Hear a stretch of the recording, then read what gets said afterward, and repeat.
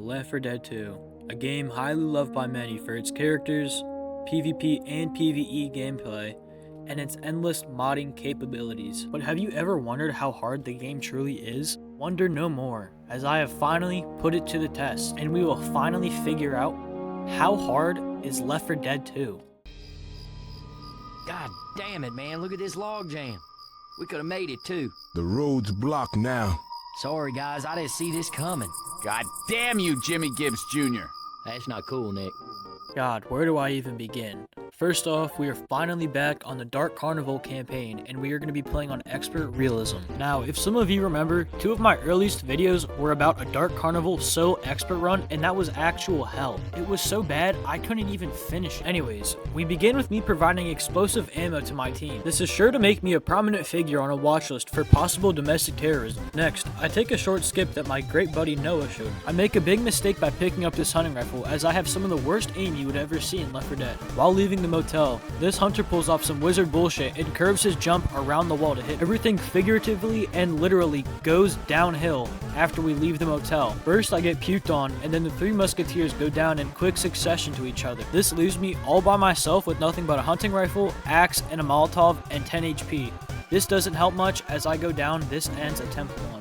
Attempt 2 begins with me noticing something far worse than a zombie apocalypse: Atlanta. While my beautiful 6'6" self is peacefully protesting to end menstrual cycles, Super Jockey arrives and he wants nothing to do with it. Thankfully, word of my protest spread quickly and Rochelle comes to revive me. Did I mention I'm 6'6"? After taking the skip, Coach goes down, and since nobody is near him, he sadly dies. With the season of giving 151 days away, I decide to pitch in early, giving Nick my medkit with me being at such low health. My good actions come back to benefit me, as Nick saves me from this angry mob. Sadly, this cheerful mood doesn't last long, as this charger gives me and Nick the 1-2 with his enlarged right arm. An arm of that size can only be linked to an unhealthy porn addiction. As you see in the background, this horde is not treating us nicely. By some divine miracle, I am saved from the smoker and able to survive this boomer horde. And just like that, the first tank of the video appears, and there he goes. After reaching the bottom of the hill, I use this adrenaline shot in hopes to make it to the safe room.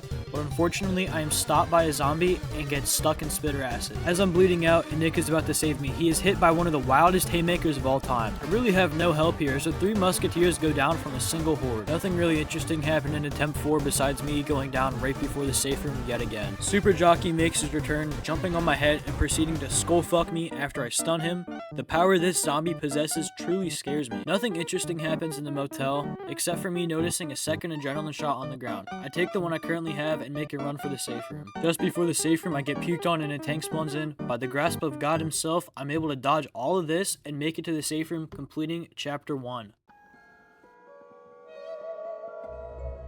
We begin chapter 2 a little bit late, as I completely forgot to record the first few attempts, but I promise you guys that you missed nothing. After fixing my recording, the 3 stooges are down and Coach dies. After making it through the warehouse, I'm forced to use my Molotov as Nick gets puked on while he's down. This tank morphs into Clayton Kershaw as he throws the nastiest curveball of all time. Rochelle is unable to revive me, and the run ends. We begin the next attempt with all 3 NPCs going down right away. Nick does his best Anakin Skywalker impression as he dies in my arms. For some reason, the NPCs in this game just can't resist their lust for the witch and are constantly startling her throughout the run. With just me and Rochelle left, I use my medkit on her in hopes of repopulating the earth one day.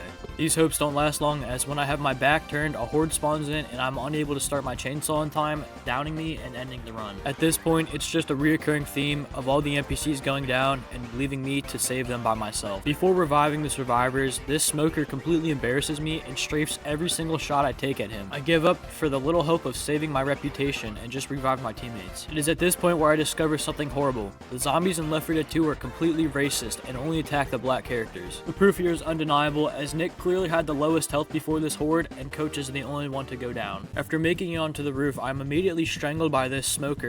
This causes me to go down. Coach and Rochelle can't protect Nick from 2 zombies and he goes down as well. My previous hopes of repopulating with Rochelle are completely out the window, as she does something completely unforgivable here. While here she does save me, it does not make up for what she does next. As I make it to the safe room while being at least 1 hit away from death, Rochelle opens the door and lets the whole horde in as she goes down. Since I didn't shut off the alarm, I'm forced to deal with this while being at less than 1 hit away from death. Tragically, a zombie hits me and I die inside the safe room. Because of this, I am now forced to play this chapter for another hour. Thanks, Rochelle. Immediately on attempt 6, I take out my anger on Rochelle and immediately kill her. I pray the feminist community understands my actions here. It seems they didn't, as immediately we all go down and we are dead before it even starts. While still seething with anger, I am forced to resist my urges to kill Rochelle. Absolutely nothing interesting happened on this run, and we all died in a corner. On attempt 8, I noticed a sneaky little tank hiding in the storage room. I don't know if it's just me or not, but the tanks in Left 4 Dead 2 feel a lot easier to kill. It seems like the feminist community is still mad at me for what I did to Rochelle, and they send one of their sleeper agents after me, killing me as the carousel starts. What's new? All 3 NPCs are dead again. The tank doesn't learn his lesson from last time, and he hides in the same spot. Guys, I promise this is not a hate crime. I did shoot Coach here, but I did not mean to. Rochelle uses her feminist connections to have Nick assassinated here. I don't know how I was able to be saved here, as I get hit by a smoker and puked on at the same time. Who the hell is responsible for leaving all this explosive ammo at an amusement park? You know, people are always saying lightning never strikes twice, but I say you never die in front of the safe room twice. Of course, if I actually said that though, I would be lying my ass off. Yet again, more ammunition just scattered around an amusement park. Seriously, dude, who's leaving this stuff? This hunter turns into any white suburban kid when they see a cop. As Rochelle watches me get used like a mechanical bull, it's obvious she is still mad at me for what I did to her. Thankfully, we have Coach, but he sadly goes down. On the roof, I missed my Molotov at this tank. As I go to get down the ladder, this zombie blocks me, but as I reach the bottom, the tank is already down there. It's obvious this tank has mind powers and needs to be nerfed, and as you can assume here, the run ends. In the next attempt, nothing happens, but while I'm trying to kill this witch with my explosive ammo, no one helps me at all, and I am immediately killed. Now, I know me and Rochelle have had beef, but I promise you guys, I did not mean to do that. Nick startles the witch and dies, and as this hunter immediately finishes killing Coach, he immediately jumps on me, ending the run. It's raining cats and dogs? No. It's raining hordes of zombies. After reaching the bottom of the slide, we kill a tank, and thankfully nobody of importance is hurt. After starting the carousel, I get strangled by a smoker, but somehow I'm saved. Instead of going right for the safe room, I decided to try and fight off some of the zombies and turn off the alarm. While literally at 1 HP, I'm able to use my medkit, and by some miracle, we're able to reach the safe room and complete Chapter 2.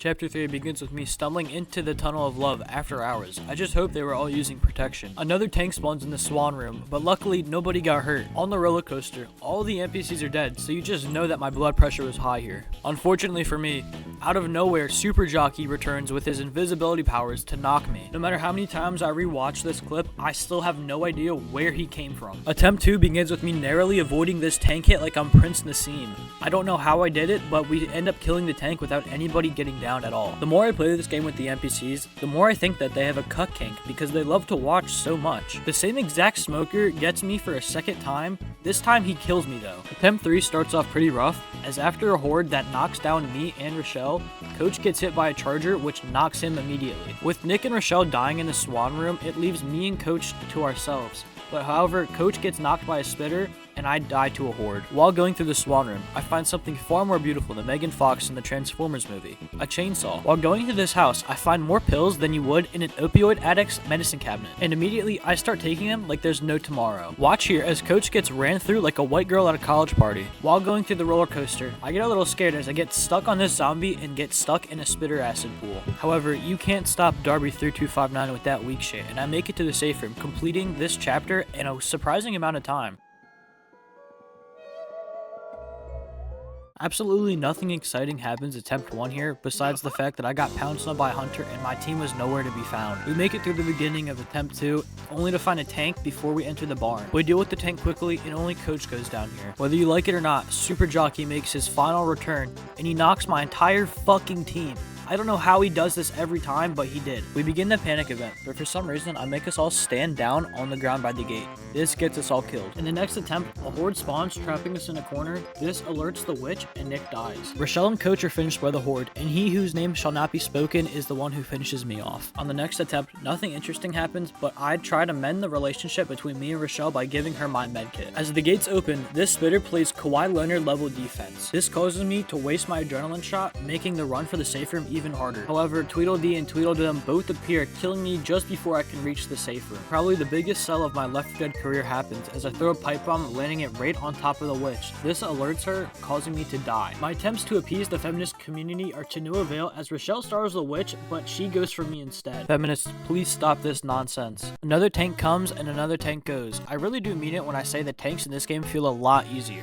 After my initial encounter with Tweedledee and Tweedledum, I am now prepared to deal with them, and I make it past them, making it to the safe room, completing this chapter. Nah, just kidding, I died right before the safe room, again. After making our way through the bumper cars, Coach plays a little game of Ring Around the Rosie with this witch, but he eventually loses. As the gates open, I pop my adrenaline and make a mad dash for the safe room. With my heart racing and being less than 2 hits away from death, I finally complete this godforsaken chapter. My first attempt at the final doesn't go so well, as I try to hide up in this tower, but all of the NPCs sadly go down here. I go down to revive Coach, but it is sadly no use, as he goes down while trying to revive Nick. While in the tower, a jockey sadly knocks me, ending the first attempt. For attempt 2, I switch up my strategy by grabbing all throwables and hoarding them in a corner. Since there were no Molotov spawns, the first tank was very difficult to deal with, as it knocked all of the NPCs. After the first tank, I used my adrenaline shot in hopes to revive all of the NPCs quickly. However, since it was an endless loop of me reviving them and then going down, I decided to abandon them and go back to my corner. I lasted for a little bit until I was slowly overrun by a horde. What feels like a 1 in a million chance, Coach saves me from the smoker and I do not go down here. Sadly, however, there were no Molotovs yet again, and only 2 NPCs go down this time. While going to pick up a medkit, I am pulled away from the team by a smoker. This causes the run to end. Attempt 4 begins with me finding the smoker lurking around the corner like he's Slenderman or some shit. Finally, having Molotovs makes the tanks go a lot easier. However, the NPCs still find a way to die, and after a perfectly placed spitter shot, I am strangled by a smoker and die. Attempt 5 turns into a 4th of July party gone wrong, as I accidentally burn all of my teammates with fireworks. I am then strangled by a smoker, ending attempt 5 right away. In attempt 6, I give my best Ozzy Osbourne impression. This is then followed by both tanks going down pretty swiftly, as I have a Molotov now. The tank throws a perfect spiral at my forehead, and as I get up, I pop an adrenaline and run right for the chopper. Oh my god, I did it! Oh my god, I did it! Oh my god! Finally! And with that, after 4 hours and 35 minutes, I finally completed Dark Carnival on Expert Realism. Here's all the stats if you even care. I had a lot of fun making this video for you guys. If you want to see anything else, just let me know. And comment down below. Thank you, Super Jockey. Thank you guys again. Make sure you like and subscribe, and then I'll see y'all later. Peace.